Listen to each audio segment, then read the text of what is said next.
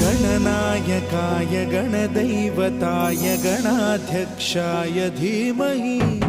गुणशरीराय गुणमण्डिताय गुणेशानाय धीमहि गुणातीताय गुणाधीशाय गुणप्रविष्टाय धीमहि एकदन्ताय वक्रतुण्डाय गौरीतनयाय धीमहि गजेशानाय भालचन्द्राय श्रीगणेशाय धीमहि